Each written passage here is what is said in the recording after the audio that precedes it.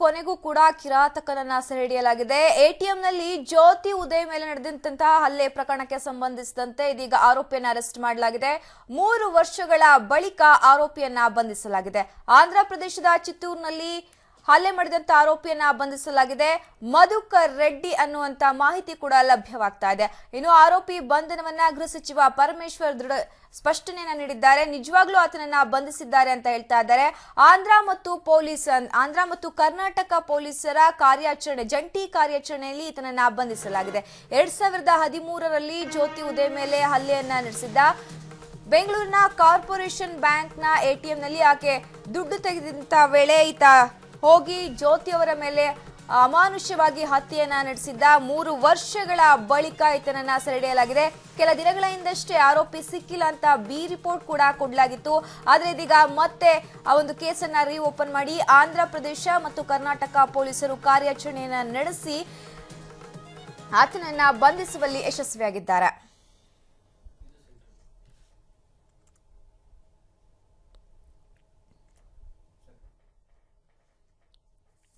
3 ವರ್ಷಗಳ ಹಿಂದೆ ನಗರದ ಕಾರ್ಪೊರೇಷನ್ ಸರ್ಕಲ್ ನಲ್ಲಿದ್ದಂತಹ ಎಟಿಎಂನಲ್ಲಿ ಜ್ಯೋತಿ ಎನ್ನುವ ಮಹಿಳೆ ದುಡ್ಡನ್ನು ತೆಗೆಯುತ್ತಿದ್ದಂತಹ ವೇಳೆ ಮಾರಣಾಂತಿಕವಾಗಿ ಆಕೆಯ ಮೇಲೆ ಹಲ್ಲೆಯನ್ನು ನಡೆಸಿ ಆರೋಪಿ ಪರಾರಿಯಾಗಿದ್ದ. 3 ವರ್ಷಗಳಿಂದಲೂ ಕೂಡ ಪೊಲೀಸರಿಗೆ ಚಳ್ಳೆಹಣ್ಣು ತಿನ್ನಿಸಿಕೊಂಡೇ ಬಂದಿದ್ದ. ಆತನ ಹಿಡಿಯೋದಕ್ಕೆ ಕಷ್ಟ ಆಗ್ತಾ ಇದೆ. ಯಾವುದೇ ಸುಳಿವು ಸಿಗ್ತಾ ಇಲ್ಲ.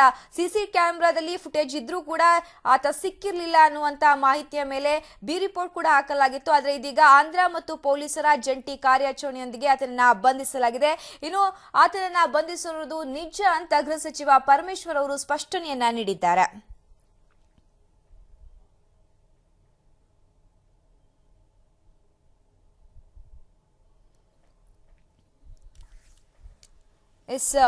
ಆಂಧ್ರ ಪ್ರದೇಶದ ಚಿತ್ತೂರು ಜಿಲ್ಲೆಯ ಮದನಪಲ್ಲಿಯಲ್ಲಿ ಪೊಲೀಸರು ಜಂಟಿ ಕಾರ್ಯಾಚರಣೆಯೊಂದಿಗೆ ಈತನನ್ನ ಬಂಧಿಸಿದ್ದಾರೆ. ಬಂಧಿತನನ್ನ ಮಧುಕರ್ ರೆಡ್ಡಿ ಅಂತ ಗುರುತಿಸಲಾಗಿದೆ. ಈತ 2013 ಜೂನ್ ನವೆಂಬರ್ 19ರಂದು ಜ್ಯೋತಿ ಅನ್ನೋರ ಮೇಲೆ ಹಲ್ಲೆ ಮಾಡಿ ಎಸ್ಕೇಪ್ ಆಗಿದ್ದ.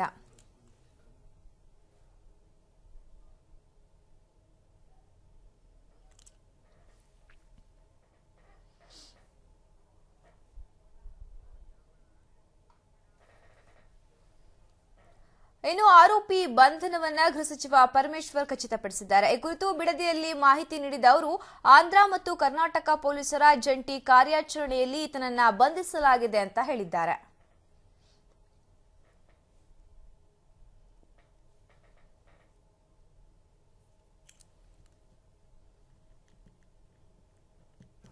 ಮೂರು ವರ್ಷದ ನಂತರ ಎಟಿಎಂನಲ್ಲಿ ಒಬ್ಬ ಹೆಣ್ಣುಮಗಳನ್ನ ಅವರೇನು ಹತ್ಯೆ ಮಾಡೋದಕ್ಕೆ ಪ್ರಯತ್ನ ಮಾಡಿದ್ರು, ಅವನನ್ನು ಹಿಡಿದಿದ್ದಾರೆ. ಅವರಿಗೆ ಅಭಿನಂದನೆಯನ್ನು ಸಲ್ಲಿಸ್ತೇನೆ. ಅಂದರೆ ಯಾರು ಕೂಡ ಕಾನೂನನ್ನು ಮರೆಮಾಚಿ ಹೋಗೋದಕ್ಕೆ ಸಾಧ್ಯ ಆಗೋದಿಲ್ಲ ಅಂತ ಅನ್ನೋದಕ್ಕೆ ಇದು ಒಂದು ಕೂಡ ನಿದರ್ಶನ. ಕರ್ನಾಟಕ ಪೊಲೀಸು ಆಂಧ್ರ ಪೊಲೀಸ್ನವರ ಸಹಕಾರದಿಂದ ಹಿಡಿದಿದ್ದಾರೆ. ಅನಂತಪುರದಲ್ಲಿ ಡೀಟೇಲ್ಸ್ ಎಲ್ಲ ಆಮೇಲೆ ಪೊಲೀಸ್ನವರು ಮೊದಲನೇದಾಗಿ ಅವರಿಗೆ ಅಭಿನಂದನೆಯನ್ನು ಸಲ್ಲಿಸ್ತೇನೆ. ಇವತ್ತು 3 ವರ್ಷದ ನಂತರ ಎಟಿಎಂನಲ್ಲಿ ಒಬ್ಬ ಹೆಣ್ಣುಮಗಳನ್ನ ಅವರೇನು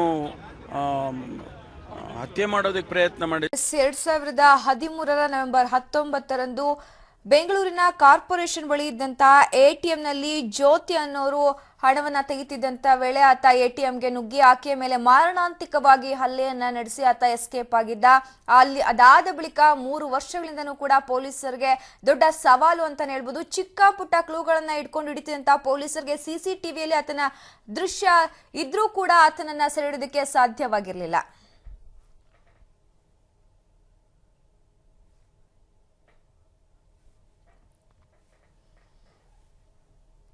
ಈ ಬಗ್ಗೆ ಮತ್ತಷ್ಟು ಮಾಹಿತಿಯನ್ನ ಕೊಡ್ಲಿಕ್ಕೆ ನಮ್ಮ ಪ್ರತಿನಿಧಿ ಶರತ್ ನಮ್ಮ ಜೊತೆ ನೇರ ಸಂಪರ್ಕದಲ್ಲಿದ್ದಾರೆ. ಶರತ್, ಪೊಲೀಸರಿಗೆ ಇದೊಂದು ದೊಡ್ಡ ಸವಾಲು ಅಂತಾನೆ ಹೇಳ್ಬೋದು. ಯಾಕಂದ್ರೆ ಚಿಕ್ಕ ಪುಟ್ಟ ಕ್ಲೂ ಇಟ್ಕೊಂಡು ಎಷ್ಟೋ ಕೇಸ್ಗಳಲ್ಲಿ ಆರೋಪಿಗಳನ್ನ ಹಿಡಿದಿದ್ರು. ಆದ್ರೆ ಆತನ ಫೋಟೋ ಸಿಸಿಟಿವಿಯಲ್ಲಿ ಸಿಕ್ಕಿದ್ರು ಕೂಡ 3 ವರ್ಷದಿಂದ ಚಳ್ಳೆಹಣ್ಣನ್ನು ಸಿಕ್ಕಿದ್ದ. ಹೇಗೆ ಕಾರ್ಯಾಚರಣೆಯನ್ನು ನಡೆಸಿದ್ರು, ಹೇಗೆ ಇದನ್ನ ಹಿಡಿದಿದ್ದಾರೆ? ನಿಜಕ್ಕೂ ಕೂಡ ಈ ಒಂದು ಪ್ರಕರಣ ಈಗಿನ ಒಂದು ಏನು ವಿಚಾರಣೆಗೆ ಒಳಪಡಿಸಲಾಗಿದೆ. ಇದು ಒಂದು ನಿಜಕ್ಕೂ ಕೂಡ ಒಂದು ಮೇಜರ್ ಬ್ರೇಕ್ ಥ್ರೂ ಈ ಒಂದು ಪ್ರಕರಣಕ್ಕೆ ಸಂಬಂಧಿಸಿದಂತೆ. ಯಾಕಂದ್ರೆ 2016 ನವೆಂಬರ್ನಲ್ಲಿ ಪೊಲೀಸರು ಸೋಲನ್ನು ಒಪ್ಪಿಕೊಂಡು ಈ ಪ್ರಕರಣವನ್ನು ಭೇದಿಸಲು ಸಾಧ್ಯವೇ ಇಲ್ಲ ಅಂತ ಸಿ ರಿಪೋರ್ಟ್ ಅನ್ನ ಕೋರ್ಟ್ಗೆ ಸಲ್ಲಿಸಿದ್ರು. ಆದ್ರೆ ಈಗ ಏನು ಸಿಕ್ಕಂತಹ ಒಂದು ಮಾಹಿತಿಯ ಅನ್ವಯ ಆಂಧ್ರದ ಮದನಪಲ್ಲಿಯಲ್ಲಿ ಅವರನ್ನ ಏನು ಅಕ್ಯೂಸ್ ನ ಬಂಧಿಸಲಾಗಿದೆ, ಜೊತೆಗೆ ವಿಚಾರಣೆಗೆ ಕೂಡ ಒಳಪಡಿಸಲಾಗಿದೆ. ಯಾವುದೋ ಒಂದು ಚಿಕ್ಕ ಕ್ಲೂನಿಂದ ಇಡೀ ರಾಜ್ಯವನ್ನೇ ಬೆಚ್ಚಿ ಬೀಳಿಸಿದಂತಹ ಒಂದು ಪ್ರಕರಣ ಸಾಲ್ವ್ ಆಗುತ್ತೆ ಅಂತಂದ್ರೆ ನಿಜಕ್ಕೂ ಕೂಡ ಒಂದು ಮೇಜರ್ ಬ್ರೇಕ್ ಥ್ರೂ ಅಂತ ಹೇಳಬೇಕು. ಮತ್ತೆ ಕರ್ನಾಟಕ ಪೊಲೀಸ್ ಇಲಾಖೆಗೂ ಕೂಡ ಧನ್ಯವಾದವನ್ನು ಅರ್ಪಿಸಬೇಕು. ಆದ್ರೆ ಕಳೆದ 3.5 ವರ್ಷಗಳಿಂದ ಸತತವಾಗಿ ಒಂದು ಪ್ರಯತ್ನವನ್ನು ಮಾಡಿದ್ರು ಕೂಡ ಆರೋಪಿ ಸಿಕ್ಕಿ ಬಿದ್ದಿರಲಿಲ್ಲ. ಈಗ ಆಂಧ್ರ ಪ್ರದೇಶದ ಮದನಪಲ್ಲಿಯಲ್ಲಿ ಆತ ಸಿಕ್ಕಿ ಬಿದ್ದಿದ್ದಾನೆ. ಆದ್ರೆ ಇನ್ನೊಂದು ನಾವು ಇಲ್ಲಿ ಏನು ಗಮನಿಸಬೇಕಾಗತ್ತೆ, ಒಂದೆಡೆ ಗೃಹ ಮಂತ್ರಿಗಳು ರಾಮನಗರದ ಒಂದು ಕಾರ್ಯಕ್ರಮದಲ್ಲಿ ಈ ಒಂದು ಬಂಧನವನ್ನ ಕನ್ಫರ್ಮ್ ಮಾಡಿದ್ರು. ಆದ್ರೆ ಬೆಂಗಳೂರು ನಗರ ಏನು ಪೊಲೀಸರು ಮಾತ್ರ ಇದುವರೆಗೂ ಕೂಡ ಯಾವುದೇ ರೀತಿಯಾದಂತಹ ಖಚಿತವಾದಂತಹ ಮಾಹಿತಿಯನ್ನು ನೀಡ್ತಾ ಇಲ್ಲ. ಮತ್ತೆ ಖುದ್ದು ಕರ್ನಾಟಕದ ನೂತನ ಡಿಜಿಐಜಿಪಿ ಆಗಿರುವ RK ದತ್ತಾ ಅವ್ರಿಗೂ ಕೂಡ ಈ ಬಗ್ಗೆ ಹೆಚ್ಚಿನ ಒಂದು ಮಾಹಿತಿ ಲಭ್ಯವಾಗಿಲ್ಲ. ಹಾಗಾದ್ರೆ ಈ ಒಂದು ಏನು ಆಂಧ್ರ ಪ್ರದೇಶದಲ್ಲಿ ಬಂಧಿತನಾಗಿರ್ತಕ್ಕಂಥ ವ್ಯಕ್ತಿಗೂ ಮತ್ತು ಈ ಪ್ರಕರಣಕ್ಕೂ ಎಷ್ಟು ಸಂಬಂಧವಿದೆ ಮತ್ತು ಅದು ಎಷ್ಟು ಕನ್ಫರ್ಮ್ ಆಗಿದೆ ಅನ್ನುವಂಥದ್ದು ನಾವು ಏನು ಪೊಲೀಸ್ ಮೂಲಗಳಲ್ಲೂ ಕೂಡ ಖಚಿತವಾಗಿಲ್ಲ. ಸೊ ಈಗಿನ ಒಂದು ಹಂತದಲ್ಲಿ ಒಂದು ಪ್ರಿಮೆಚ್ಯೂರ್ ಸ್ಟೇಟ್ ಅಂತ ಹೇಳ್ಬೋದು. ಒಂದೆಡೆ ಗೃಹ ಮಂತ್ರಿಗಳು ಹೌದು ಅಂತ ಹೇಳ್ತಾರೆ, ಆದ್ರೆ ಏನು ಸಿಟಿ ಪೊಲೀಸರು ಮಾತ್ರ ಇನ್ನೂವರೆಗೂ ಖಚಿತವಾಗಿಲ್ಲ. ಅಂತಿಮವಾಗಿ ನಾವು ಖಚಿತಪಡಿಸುವವರೆಗೆ ಯಾವುದೇ ರೀತಿಯಾದಂತಹ ಒಂದು ಕನ್ಕ್ಲೂಷನ್ಗೆ ಬರಬೇಡಿ ಅನ್ನುವಂತಹ ಮಾತನಾಡ್ತಾರೆ. ಆದ್ರೆ ಇಷ್ಟು ದಿನಗಳ ಕಾಲ ಅಂದ್ರೆ 3.5 ವರ್ಷಗಳ ಕಾಲ ಈ ಪ್ರಕರಣಕ್ಕೆ ಸಂಬಂಧಿಸಿದಂತೆ ಸಣ್ಣ ಒಂದು ಕ್ಲೂ ಕೂಡ ಸಿಕ್ಕಿರಲಿಲ್ಲ, ಜೊತೆಗೆ ಯಾರನ್ನೂ ಕೂಡ ವಶಕ್ಕೆ ಕೂಡ ಪಡೆದಿರಲಿಲ್ಲ. ಸುಮಾರು 20 ಕೋಟಿಗೂ ಹೆಚ್ಚು ಹಣವನ್ನ ಈ ಒಂದು ಪ್ರಕರಣದ ತನಿಖೆಗೆ ಒಳಪಡಿಸಲಾಗಿತ್ತು. ಜೊತೆಗೆ ಸುಮಾರು 50ಕ್ಕೂ ಹೆಚ್ಚು ವಿಶೇಷ ತಂಡಗಳು ಕೂಡ ಈ ಒಂದು ಪ್ರಕರಣವನ್ನ ಭೇದಿಸಲು ಬೆಂಬಿಡದ ಹಿಂದೆ ಹೋಗಿತ್ತು. ಅಷ್ಟಾದ್ರೂ ಕೂಡ ಈ ಒಂದು ಪ್ರಕರಣವನ್ನ ಭೇದಿಸಲು ಸಾಧ್ಯವಾಗಿರಲಿಲ್ಲ. ಈಗ ಬಂಧಿತನಾಗಿರುವ ವ್ಯಕ್ತಿಯೇ ಈ ಒಂದು ಪ್ರಕರಣ ರೂವಾರಿ ಆಗಿದ್ರೆ ನಿಜಕ್ಕೂ ಕೂಡ ಕರ್ನಾಟಕ ಪೊಲೀಸ್ ಡಿಪಾರ್ಟ್ಮೆಂಟ್ಗೆ ಹ್ಯಾಟ್ಸ್ ಆಫ್ ಹೇಳಬೇಕು. ಜೊತೆಗೆ ಆಂಧ್ರ ಪ್ರದೇಶ ಪೊಲೀಸರ ಏನೋ ಒಂದು ಸಹಕಾರ ಈ ಒಂದು ಪ್ರಕರಣದಲ್ಲಿ ಸಿಕ್ಕಿದೆ, ಅದಕ್ಕೂ ಕೂಡ ನಾವು ಥ್ಯಾಂಕ್ಸ್ ಹೇಳಬೇಕಾಗತ್ತೆ. ರೂಪಾ, ಎಸ್ ಶರತ್, 3 ವರ್ಷಗಳ ಕಾಲ ನಿರಂತರವಾಗಿ ಹುಡುಕಿ ಆಗೋದಿಲ್ಲ ಅಂತ ಕೈ ಚೆಲ್ಲಿ ಕುಳಿತಂತ ಪೊಲೀಸ್ ಅಂದ್ರೆ ಸಿ ರಿಪೋರ್ಟ್ನೇ ಕೊಟ್ಟಾಗಿತ್ತು. ತದನಂತರ ಏನಾದ್ರು ರೀಓಪನ್ ಮಾಡಿದ್ರೆ ಹೆಂಗಾಯ್ತು ಇದು ಅಂತ?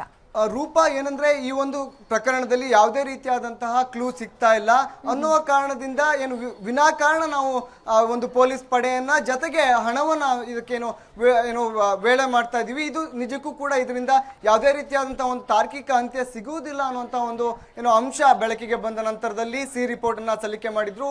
ಈ ಪ್ರಕರಣ ಪತ್ತೆ ಹಚ್ಚಲು ಸಾಧ್ಯವಿಲ್ಲದ ಪ್ರಕರಣ ಅಂತ ಪೊಲೀಸರು ಸೋಲನ್ನ ಒಪ್ಪಿಕೊಂಡಿದ್ರು. ಆದ್ರೆ ಈಗ ಆಂಧ್ರ ಪ್ರದೇಶದಲ್ಲಿ ಅದಕ್ಕೇನು CCTV ಫುಟೇಜ್ ನಲ್ಲಿ ಇರುವಂತಹ ವ್ಯಕ್ತಿಗೆ ಹೋಲುವಂತಹ ಒಬ್ಬ ವ್ಯಕ್ತಿ ಇಷ್ಟು ವರ್ಷಗಳ ನಂತರ ಕಾಣಿಸಿಕೊಂಡಿದ್ದಾನೆ. ಆ ವ್ಯಕ್ತಿಯನ್ನ ಅಲ್ಲಿರುವಂತಹ ಒಬ್ಬ ಟ್ರಾಫಿಕ್ ಪೊಲೀಸ್ ನೋಡಿದ ಸಂದರ್ಭದಲ್ಲಿ ಒಂದು ಅನುಮಾನದ ಮೇರೆಗೆ ಆತನನ್ನ ಬಂಧಿಸಲಾಗಿದೆ, ಅಂದ್ರೆ ವಶಕ್ಕೆ ಪಡೆಯಲಾಗಿದೆ. ವಶಕ್ಕೆ ಪಡೆದು ವಿಚಾರಣೆಯನ್ನು ನಡೆಸುವ ಸಮಯದಲ್ಲಿ ಆತ ತಪ್ಪನ್ನ ಒಪ್ಪಿಕೊಂಡಿದ್ದಾನೆ, ಅಂದ್ರೆ ತಾನು ಮಾಡಿರುವಂತಹ ಅಪರಾಧ ಕೃತ್ಯವನ್ನ ಒಪ್ಪಿಕೊಂಡಿದ್ದಾನೆ ಅನ್ನುವಂತಹ ಮಾಹಿತಿ ಬರ್ತಾ ಇದೆ. ಆದ್ರೆ ಇದು ಎಷ್ಟು ಸತ್ಯವಾದದ್ದು ಅನ್ನುವಂಥದ್ದನ್ನ ಬೆಂಗಳೂರು ಸಿಟಿ ಪೊಲೀಸರು ಹೇಳಬೇಕು. ಒಂದ್ ಕಡೆ ಈಗಾಗಲೇ ಗೃಹ ಮಂತ್ರಿಗಳು ಈ ಸಂಬಂಧ ಪತ್ರಿಕಾ ಗೋಷ್ಠಿಯನ್ನು ಕೂಡ ನಡೆಸಿದ್ರು, ಜೊತೆಗೆ ಮಾಹಿತಿಯನ್ನು ಕೂಡ ನೀಡಿ ಸ್ಪಷ್ಟವಾಗಿ ಒಂದು ಬಂಧನವನ್ನ ಮಾಡಿದ್ದೇವೆ. ಇದಕ್ಕೆ ನಾವು ಕರ್ನಾಟಕ ಪೊಲೀಸರಿಗೆ ನಾವು ಧನ್ಯವಾದವನ್ನು ಅರ್ಪಿಸ್ತೇನೆ ಅನ್ನುವಂತ ಮಾತನ್ನ ಪರಮೇಶ್ವರ್ ಅವರು ಹೇಳಿದ್ರು. ಆದ್ರೆ ಇನ್ನೂವರೆಗೂ ಕೂಡ ಬೆಂಗಳೂರು ನಗರ ಪೊಲೀಸ್ ಈ ಬಗ್ಗೆ ಯಾವುದೇ ರೀತಿಯಾದಂತಹ ಒಂದು ಮಾಹಿತಿಯನ್ನ ನೀಡ್ತಾ ಇಲ್ಲ. ಶರತ್, ಈತ ಯಾರು ಅಂದ್ರೆ ಇವನ್ ಕೆಲಸ ಇದೇ ತರ ಕದಿಯೋದಾಗಿತ್ತ, ಹೇಗೆ ಅದ್ರ ಬಗ್ಗೆ ಡೀಟೇಲ್ಸ್ ಸಿಗ್ತಾ ಇದೆಯಾ ಏನು? ರೂಪಾ, ಈತ ಮೂಲತಃ ಮದನಪಲ್ಲಿಯವನು. ಈತ ಮಧುಕರ್ ರೆಡ್ಡಿ ಅಂತ ಇದನ್ನ ಗುರುತಿಸಲಾಗಿದೆ. ಈತ ಯಾವ ರೀತಿ ಅಂತ ಕೆಲಸವನ್ನ ಮಾಡ್ತಾನೆ, ಮತ್ತೆ ಆತ ಬೆಂಗಳೂರಿಗೆ ಫ್ರೀಕ್ವೆಂಟ್ ಆಗಿ ಬರ್ತಾ ಇದ್ನ, ಈ ಎಲ್ಲ ಮಾಹಿತಿಯನ್ನು ಕೂಡ ವಿಚಾರಣೆಯ ನಂತರದಲ್ಲಿ ಮಾತ್ರ ಸ್ಪಷ್ಟಪಡಿಸೋದಕ್ಕೆ ಸಾಧ್ಯ. ಈಗಾಗಲೇ ಬೆಂಗಳೂರಿನಿಂದ ಆಂಧ್ರ ಪ್ರದೇಶಕ್ಕೂ ಕೂಡ ತಂಡವನ್ನ ಕಳಿಸಲಾಗಿದೆ. ಅಲ್ಲಿನ ಲೋಕಲ್ ಕೋರ್ಟ್ಗೆ ಆತನನ್ನ ಪ್ರೊಡ್ಯೂಸ್ ಮಾಡಿ ಅದಾದ ನಂತರದಲ್ಲಿ ಬಾಡಿ ವಾರೆಂಟ್ ಮೂಲಕ ಕರ್ನಾಟಕಕ್ಕೆ ಕರೆದುಕೊಂಡು ಬರಲಾಗುತ್ತೆ. ಅದಾದ ನಂತರದಲ್ಲಿ ಹೆಚ್ಚಿನ ವಿಚಾರಣೆಗೆ ಆತನನ್ನ ಪೊಲೀಸ್ ಕಸ್ಟಡಿಗೆ ಪಡೆದು ಹೆಚ್ಚಿನ ವಿಚಾರಣೆಗೆ ಒಳಪಡಿಸಲಾಗುತ್ತೆ. ರೂಪಾ, ಎಸ್ ಶರತ್, ಈತನಿಂದ ಹಲ್ಲೆಗೊಳಗಾಗಿದ್ದಂತ ಜ್ಯೋತಿ ಅವ್ರನ್ನೇನಾದ್ರು ಸಂಪರ್ಕಿಸೋದಕ್ಕೆ ಪ್ರಯತ್ನ ಪಟ್ರ, ಅವ್ರೇನಾದ್ರು ಹೇಳ್ತಾ ಇದಾರೆ ಹೇಗೆ? ರೂಪ ಈ ಸದ್ಯದ ಸಂದರ್ಭದಲ್ಲಿ ಇನ್ನೂರ್ಗೂ ಕೂಡ ಏನು ಹಲ್ಲೆಗೊಳಗಾಗಿದ್ದ ಜ್ಯೋತಿ ಅವರು ಸಂಪರ್ಕಕ್ಕೆ ಸಿಕ್ಕಿಲ್ಲ. ಆದ್ರೆ ಈ ಒಂದು ಪ್ರಕರಣದ ನಂತರದಲ್ಲಿ ಅವರು ಏನು 3.5 ವರ್ಷಗಳ ಕಾಲ ಈ ಒಂದು ಪ್ರಕರಣಕ್ಕೆ ಸಂಬಂಧಿಸಿದಂತೆ ಆರೋಪಿ ಸಿಕ್ಕದೇ ಇದ್ದಾಗ ಕೊನೆಯ ಬಾರಿಗೆ ಅವರು ಬೇಸರವನ್ನು ಕೂಡ ವ್ಯಕ್ತಪಡಿಸಿದ್ರು. ಆದ್ರೆ ಈ ಸದ್ಯದ ಸಂದರ್ಭದಲ್ಲಿ ಅವರು ಇನ್ನೂ ಸಂಪರ್ಕಕ್ಕೆ ಸಿಕ್ಕಿಲ್ಲ. ಆದ್ರೆ ಅವ್ರಿಗೂ ಕೂಡ ಈ ಒಂದು ಪ್ರಕರಣ ಭೇದಿಸಿದ್ದು ನಿಜವಾದಲ್ಲಿ ಅವ್ರಿಗೂ ಕೂಡ ತುಂಬಾ ಸಂತಸದ ಕ್ಷಣ ಇದಾಗಲಿದೆ ರೂಪ. ಓಕೆ, ಥ್ಯಾಂಕ್ ಯು ಶರತ್ ತಮ್ಮ ಡೀಟೇಲ್ಸ್ಗಾಗಿ.